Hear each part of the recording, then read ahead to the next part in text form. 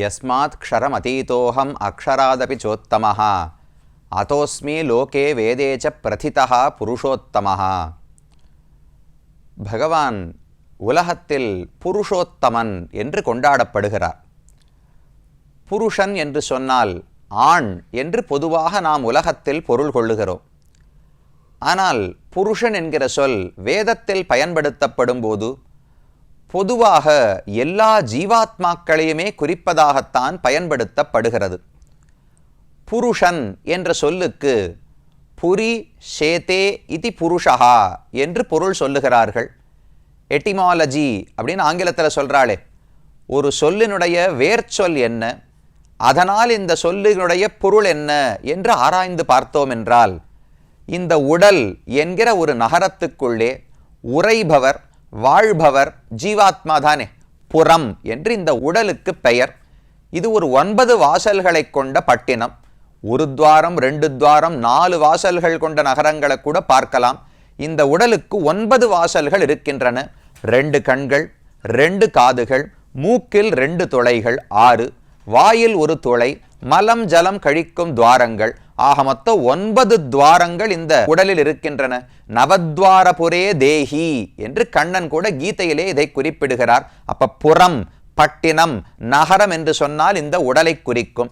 அதில் ஷேதே இருக்கிறார் என்பதனாலே புருஷா என்று ஜீவாத்மா சொல்லப்படுகிறாராம். அந்த ஆத்மாவை விட உயர்ந்தவனாக உத்தமனாக இருக்கிறபடியால் புருஷோத்தமன் என்று பரமாத்மா சொல்லப்படுகிறார். அவரும் இந்த உடலுக்குள்ளே இருக்கிறாரே, நாமும் இந்த உடலுக்குள்ளே இருக்கிறோம். பரமாத்மாவும் அந்தரியாமியாக உடலுக்குள்ளே இருக்கிறார். ஆனால் ஒரே ஒரு வேறுபாடு, நாம் பாப புண்ணியங்களில் காரணமாக கட்டாயப்படுத்தி இந்த உடலுக்குள்ளே தள்ளப்பட்டிருக்கிறோம்.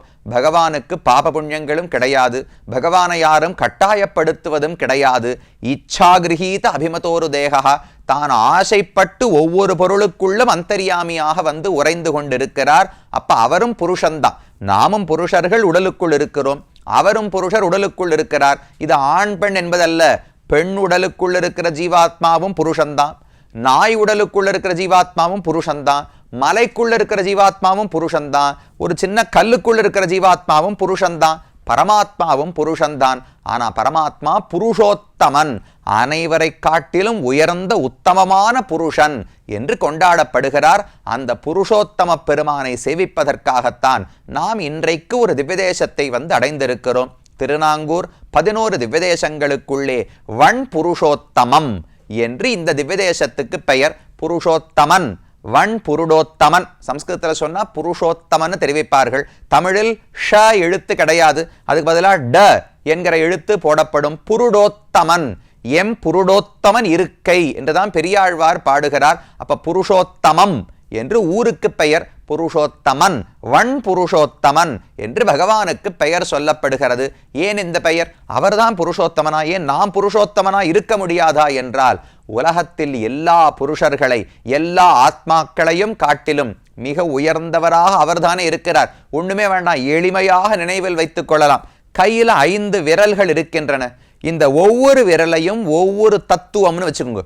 இந்த சின்ன சுண்டு விரல் இருக்கே, இதுதான் அச்சேதன பொருள், உயிரற்ற பொருள். கல்லு, மண்ணு, என்னென்னமோ அறிவற்ற பொருட்கள் எல்லாம் உலகத்தில் பார்க்குறோம். இந்த உடம்புக்கு அறிவு கிடையாது.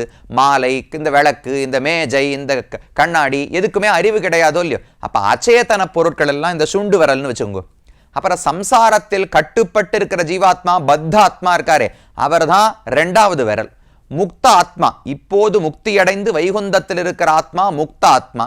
4வது நித்திய சூரிகள், எப்பவுமே வைகுந்தத்தில் இருப்பவர்கள். கருடன், விஸ்வக்சேனர், ஆதிசேஷன் இவர்களெல்லாம் எப்பவுமே முக்தி அடைந்து வைகுந்தத்தில் இருப்பவர்கள். அவர்கள் 4வது விரல். பரமாத்மா தான் இந்த 5வது கட்டை விரல் அப்படின்னு வச்சுங்க. அப்ப அச்சேதனம், பத்தாத்மா, முக்தாத்மா, நித்திய சூரிகள், பரமாத்மா என்று 5 விரல்களுக்கு 5 பேரை வச்சுக்கோங்க. இந்த 5 பேருக்கும் புருஷன்னு பெயர் சொல்லலாமான்னா, இந்த அச்சேதனம் என்பது புருஷனே அல்ல, இது ஆத்மாவே கிடையாது. அப்ப இது அபுருஷன். பத்தாத்மா புருஷன், முக்தாத்மா உட்புருஷன்.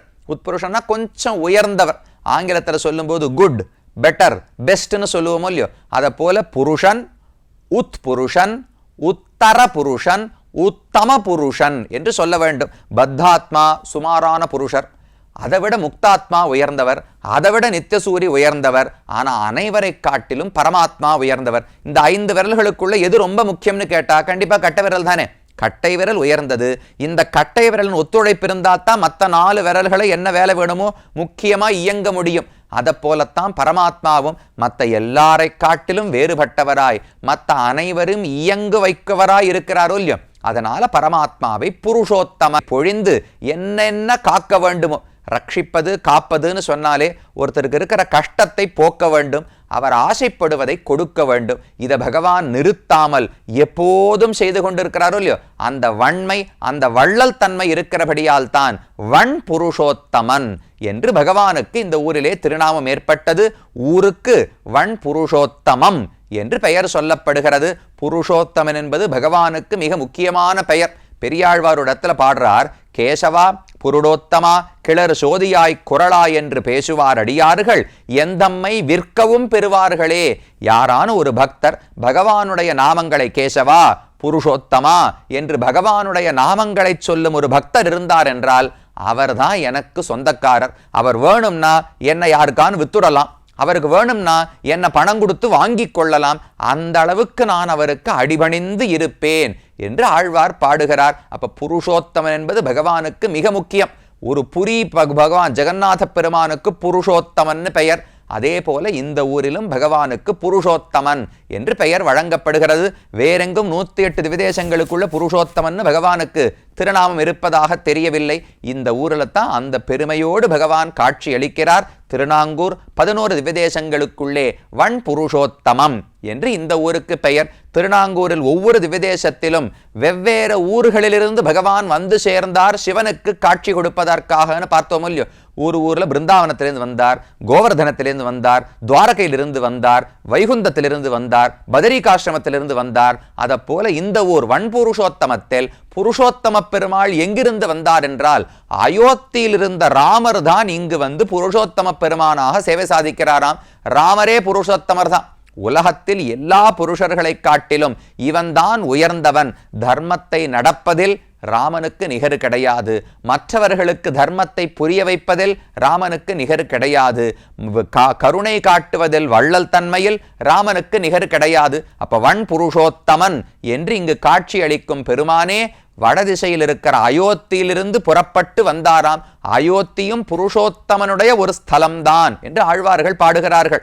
வடதிசை மதுரை, சாளக்கிராமம் வைகுந்தம், துவரை அயோத்தி, இடமுடை வதரி இடவகை உடைய எம் புருடோத்தமன் இருக்கை என்று ஆழ்வாருடைய பாசுரம். பதரிகாசிரமம், சாளக்கிராமம், மதுரை, துவாரகை, அயோத்தியா இதெல்லாம் புருஷோத்தமன் இருக்கக்கூடிய இடங்களாம். அந்த அயோத்தியில் இருந்த புருஷோத்தமன் ராமனே அங்கிருந்து புறப்பட்டு இந்த ஊருக்கு வந்து இந்த வன் புருஷோத்தம திவ்யதேசத்திலே சிவபெருமானுக்கு காட்சியளித்து அவருடைய கோபத்தை தணித்தார் என்று ஸ்தல புராணம் சொல்லப்படுகிறது. இங்கான முக்கியமான கதை இருக்கு. பெருமான் இந்த ஊருக்கு எப்படி வந்து சேர்ந்தார்? இந்த பெருமானுக்கும் கூட பிராட்டியும் இருக்கிறாளே, 2 பேரையும் தொடர்பு படுத்தின அழகான ஸ்தல புராணம். வியாக்ரபாதர் என்று ஒரு ரிஷி இருந்தார். அவருக்கு ஒரு புஷ்பங்களை பறித்து மாலையாக கட்டி பகவானுக்கு சமர்ப்பிப்பதில் மிகுந்த ஈடுபாடு உண்டு. அந்த கைங்கரியத்தை தொடர்ந்து செய்து கொண்டு வந்தார். இந்த ஊரிலேயே இருந்து இதை போல புஷ்ப மாலைகளை எல்லாம் தொடுத்து பகவானுக்கு சமர்ப்பிப்பாராம். அவருடைய மகனுக்கு உபமன்யு என்று பெயர். அந்த உபமன்யுவை ஒரு இடத்துல அமர்த்தி வைத்துவிட்டு இவர் அப்படியே நந்தவனத்துக்குள்ள போய் பூ பறிக்க சென்று விட்டார். இந்த பிள்ளைக்கு பசி எடுக்க தொடங்கிவிட்டது. அழத் தொடங்கினார். பால் கொடுப்பதற்கு தகப்பனார் அருகிலேயே இல்லை. என்ன செய்வதென்று தெரியவில்லை.